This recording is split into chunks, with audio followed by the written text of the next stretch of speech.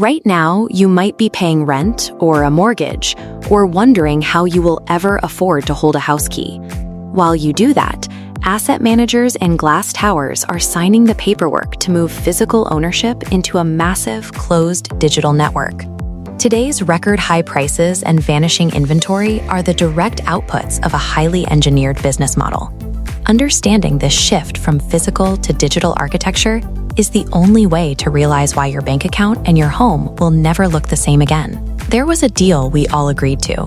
Work hard, save money, and eventually your name goes on a deed. You build a life inside a physical house, and you pass that wealth down to your children. Then the math changed. By the end of 2024, institutional funds and banks held more residential property in America than in any prior year on record. Institutional funds are specifically targeting single-family subdivisions, neighborhoods with backyards and school districts. Buying up the physical real estate is only the preliminary step. The architects of this system do not want to manage millions of individual physical properties. They are preparing to move the value of those homes somewhere else entirely. The traditional paper deed is being phased out. In its place, the actual value of real estate is being stripped from the physical dirt and uploaded onto a blockchain ledger as digital tokens. The target figure for this transition should stop you cold: $16 trillion. This diagram shows exactly how that $16 trillion breaks down. We're looking at physical houses, gold reserves, and oil fields, real-world assets being methodically digitized by the year 2030. Look closely at who is managing these segments: BlackRock, JPMorgan, Goldman Sachs, and Boston Consulting Group. Together, they are publicly committing to tokenize an amount of wealth equal to the entire economic output of China. When a physical asset is tokenized, your legal relationship to property shifts. You trade a physical deed for a digital subscription that you rent but never truly control. The entire system relies on a paradox. The less you can actually afford to own, the more these institutions need you to believe the old dream is still alive. They are replacing total ownership with fractional access. You are offered a digital share of a property, ensuring you remain a permanent renter of a home you are told you technically own. The ultimate transfer of wealth concludes the exact second we agree that holding a digital fraction is financially identical to holding the actual deed. If the public understood they were being locked into a perpetual rental class, the resistance would be immediate. Selling the illusion of ownership is the only way to execute the math without triggering a panic. There is no hidden leak to uncover here. This sweeping financial overhaul is a legally approved, openly published corporate strategy. The details are sitting on their websites: the BlackRock 2026 Digital Asset Outlook, the JPMorgan blockchain repo tests covered by Bloomberg, the Boston Consulting Group report detailing the exact $16 trillion tokenization target. They publish these documents openly because they rely on technical complexity to act as a shield. By wrapping the largest real estate transfer in history inside dry financial terminology like blockchain repos and fractionalized asset ledgers, the architects build a defense against public scrutiny. Your rent payments, your savings, the house you thought you would buy, these are rapidly becoming involuntary nodes feeding into a centralized digital network managed by the world's largest asset managers. The physical world is becoming a data stream. To navigate what is coming, we have to look past the jargon and analyze the corporate strategies published in plain sight. Modern finance doesn't live on bustling trading floors anymore. It lives here. In April 2026, institutional capital backed a pilot project. They took an entire residential apartment complex in London and tokenized it. They took brick, steel, and people's actual homes and converted them into fractional digital tokens on a public blockchain. The residents didn't pack up and move. They still live there, and they're still paying rent every single month. But that money isn't going to a property management company. It is routed directly to a smart contract. The entity that owns the building is now a pool of anonymous token holders. Families are essentially paying their rent to code, held by investors sitting in Singapore, in a high-rise in Riyadh, or a server farm in Nevada. If the governance rules embedded in those tokens change, the residents have no one to call. They can't negotiate. The most basic human need, shelter, has been quietly reformatted. The ownership equation has been completely stripped of human agency. To understand who is building this, look at BlackRock's BUIDL Fund. It recently crossed $500 million in assets, establishing the operational baseline for tokenized money market funds. But the true target is what insiders call Agentic RWA. This stands for Agentic Real-World Assets, and it means physical property managed entirely by artificial intelligence. In this paradigm, autonomous AI agents execute trades algorithmically, performing the work once reserved for human analysts and fund managers. Operating inside massive institutional frameworks, these agents can buy, sell, reallocate, and restructure the ownership of tokenized properties at lightning speed, and they do all of this without human approval. The managerial layer of global finance has been handed over to algorithms. A machine's invisible mathematical optimization can now dictate a family's living situation, liquidating their building before they even know their lease is affected. That covers the assets and the management. Now look at the distribution network. In April 2026, JPMorgan and Goldman Sachs hit a quiet milestone. Both banks successfully executed what are known as intraday repo transactions, entirely on private blockchains. In an intraday repo, tokenized assets, specifically mortgage-backed securities, are locked in as immediate collateral for ultra-short-term institutional loans. These massive collateral exchanges don't take weeks or days to clear.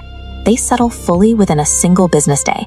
They execute without a clearinghouse, without a broker, and without a single human intermediary stepping in to verify the trade. The institutional plumbing is now finished. Physical real estate has been converted into hyper-liquid capital inside a closed-loop system, bypassing human markets entirely. So the foundation is laid. The physical assets are tokenized, the AI engines are autonomous, and the high-speed wiring is operational. That house you plan to buy next year? Within 18 months, its deed could easily be converted into this exact tokenized security architecture. Your personal shelter will be used as collateral in invisible, light-speed transactions between faceless institutions you have never heard of. While these are pilots today, the financial industry is moving towards a specific regulatory announcement in late 2026. This decision will standardize these blockchain protocols, effectively shifting this automated infrastructure from a corporate experiment to a mandatory requirement for any institution handling these assets. The architecture is complete. From the rent you pay to the deed you hold, the management of your home has been transferred to a self-executing system that functions independently of human intervention. We are currently watching an entire generation realize they are permanently priced out of the traditional housing market. As wages decouple from asset prices, the standard path to building equity has effectively vanished. The technology sector has rushed in to fill that vacuum with a new pitch. For a $50 entry fee, you can purchase a 1% fractional token representing a piece of a home. The industry frames this as the democratization of wealth, converting real estate into something as liquid and accessible as a stock on a smartphone. But the friendly user experience intentionally masks a predatory mechanical architecture. Beneath the interface, your investment is governed by code you do not control. This system replaces the traditional path to equity with a financial extraction model designed to look like the American dream. To understand the trap, we have to look closely at the exact legal components of what happens when you hit buy. You do not receive a deed or a physical title. Your purchase secures a digital ledger entry, a claim on a corporate entity's revenue stream, rather than the property itself. This is the legal hierarchy. The master ledger holder retains the actual legal instrument of ownership. You are merely a node on their private ledger. While homeowners can renovate or sell, your rights are restricted to the platform's rules and corporate smart contracts. This distinction is definitive. Legally, the buyer is classified as a corporate shareholder, possessing zero standing as a property owner in the eyes of the law. This reliance on a digital intermediary creates significant vulnerabilities. Smart contracts can contain critical vulnerabilities, and the platforms themselves are susceptible to financial collapse. If the managing institution collapses or enters a restructuring phase, a legal reclassification process is triggered for all digital assets held on the platform. We have already seen this play out. In 2022, the crypto lending industry collapsed, led by the bankruptcies of Celsius and BlockFi. In bankruptcy court, thousands of people discovered their assets were legally unprotected. Without a direct legal title, they were relegated to the back of the line, watching the courts prioritize the platform's secured lenders. Now, project this exact bankruptcy model onto a $16 trillion scale.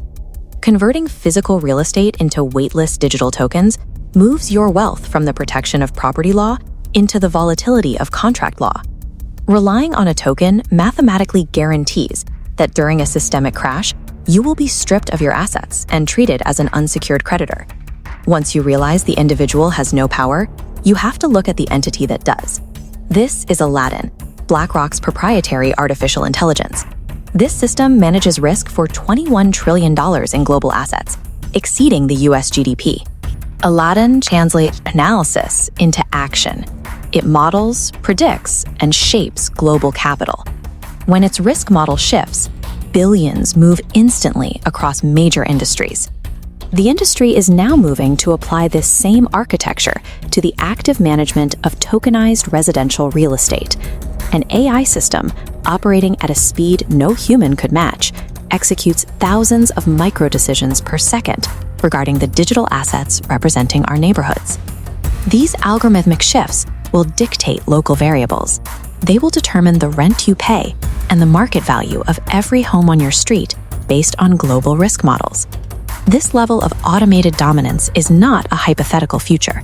It is the stated direction of the financial industry. The developers building these systems view this as the ultimate achievement in market optimization. They see a world of perfect efficiency, but that digital efficiency requires a sacrifice. The true cost of this optimization is the systematic, permanent removal of human property ownership from the economy. Imagine a quiet residential street where families have lived for decades. Now imagine that the homes on that street are no longer controlled by human landlords, but by automated fiduciary agents maximizing yield on a spreadsheet. If a pension fund in Norway owns a tokenized share of the apartment building you live in, and its AI agent calculates that liquidating that property maximizes returns for Norwegian retirees, who exactly is the villain? Are you angry at the retirees who need their pension, the AI executing its program duty, the fund manager who wrote the algorithm, or the regulator who approved the tokenization framework? You cannot easily pin the blame on any single individual. The structure scatters responsibility so broadly that you are forced to look past individual actors and at the architecture itself. That is the core mechanism of tokenization. It takes physical assets and fragments their ownership across thousands of anonymous token holders, automated agents, and overlapping jurisdictions. By the time you try to find a human being to answer for a rent hike or an eviction, you hit a wall of code. Accountability evaporates, leaving citizens to negotiate their basic survival with unfeeling smart contracts. Tokenizing physical property is the first step, but it requires a specific medium of exchange for the system to become self-sustained. As of April 2026, 94% of the world's central banks are actively developing or testing central bank digital currencies, or CBDCs. A CBDC is not Bitcoin. It is not a decentralized cryptocurrency, and it is not a corporate stablecoin pegged to the dollar. It is government-issued digital currency. And unlike physical cash, it carries three distinct properties. It is entirely digital, trackable, and programmable. That programmability means the currency can be made conditional. It can be coded to only function when specific, predetermined parameters are met by the user. Under this framework, money ceases to be a neutral tool for trading goods and services. It becomes an active enforcement mechanism, directing exactly how and where you are allowed to spend it. Programmable money on one side, tokenized assets on the other. Combined, they engineer an inescapable closed loop. Your paycheck arrives as CBDC, pre-approved to purchase tokenized fractions. Using CBDC for physical property introduces artificial friction, delays, red flags, exorbitant fees. Conversely, if you stay within the tokenized system, the algorithm rewards you. Tokenized purchases clear instantly, carry lower fees, and require zero manual approval. No one is holding a weapon and forcing you to rent a fraction of an apartment instead of buying one outright. The behavioral control relies entirely on the mathematical incentive structures built directly into the financial code. Over years of encountering these artificial barriers, the algorithm's path of least resistance becomes the only viable path. The middle class optimizes for convenience and quietly engineers themselves out of true ownership. To understand why this works, you have to look at the current economic baseline. We are experiencing stagflation, a period where high inflation erodes purchasing power while wages remain stagnant, making traditional homeownership mathematically impossible for an entire generation. To a population that has been priced out of physical real estate, fractional tokenized ownership does not feel like a corporate scheme to strip them of their rights. It feels like a lifeline. It presents itself as the only affordable chance they have left to actually participate in a housing market that abandoned them. They are finally granted a seat at the economic table, but they hold no actual voting power, possess no property rights, and have zero physical control over the asset they supposedly own. Participants will operate within this highly optimized, gamified ecosystem smoothly and happily because the structure constantly rewards their compliance. But when you zoom out, the macro perspective reveals a beautifully designed enclosure built with the specific intent of limiting upward financial mobility. By targeting the excluded, the architecture secures its own adoption. The middle class doesn't need to be forced into the maze. They are already looking for the entrance. There is a specific regulatory trigger expected in late 2026 that is designed to officially activate this dual architecture on a global scale. Once the convergence of tokenized assets and programmable CBDCs snap shut, the trap is complete.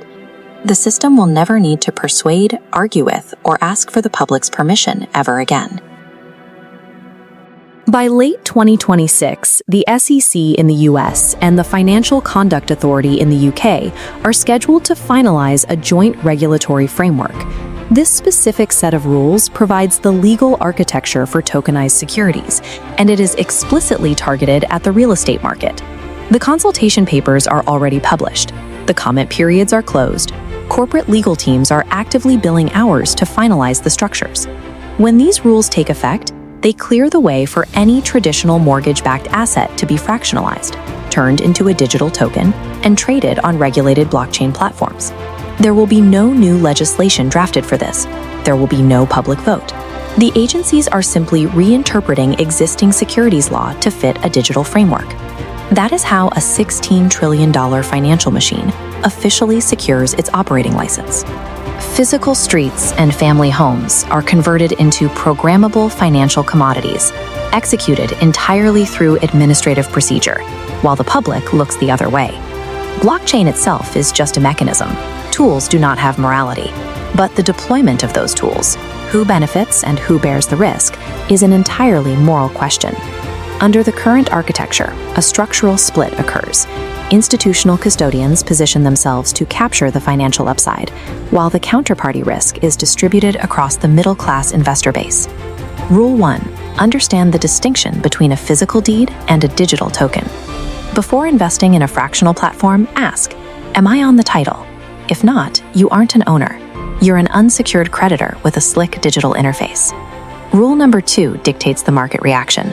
Physical assets with clear titles, held entirely outside of institutional custodians, will command a massive premium. As the system floods with fractionalized, tokenized shares of property, the extreme scarcity of authentic, singular ownership drives its value higher. Digital assets rely on chains of custody, requiring power and institutional solvency. Physical assets remain exactly where they are, regardless of the system's status. In an entirely tokenized economy, real wealth is measured by your offline, physical sovereignty. To time this macroeconomic shift, rule number 3 requires you to watch your country's central bank digital currency implementation, exactly like you watch interest rates. The trigger to watch for is the announcement of a retail CBDC pilot. Not wholesale between banks, but retail. The moment that announcement drops, an 18-month clock starts on fully programmable money. Rule number 4 is accepting the reality of the board. The broader tokenization of assets cannot be stopped. The capital is already committed, and the regulatory apparatus is fully aligned. But rule number 5 is that your participation is still a choice. The most dangerous action you can take right now is to remain passive. The financial industry relies on you skipping past articles about intraday repo or fractional liquidity because it's dense. The jargon is the moat. The complexity is the wall. Recognizing that this complexity is intentional allows you to pierce through the obfuscation. The architects of this system weaponize systemic boredom, because public apathy acts as silent consent to a historic transfer of wealth. When you separate the technological hype from the legal reality, where the public bears the risk and institutions hold the title, this $16 trillion machine begins to look less like innovation and more like a mechanism for extracting ownership. True power does not come from participating in their system. It comes from making the system legible, because legibility is real power. Every day, the ledger absorbs another daily function of human life. Your rent, identity, and work, all quietly centralizing into a digital architecture. This forces the defining economic question of the decade. When every aspect of your life and assets is reduced to a digital entry on a server, what exactly does it mean to own something? And if the parameters of ownership are entirely decided by the institutions who built the ledger, did you ever truly own anything at all?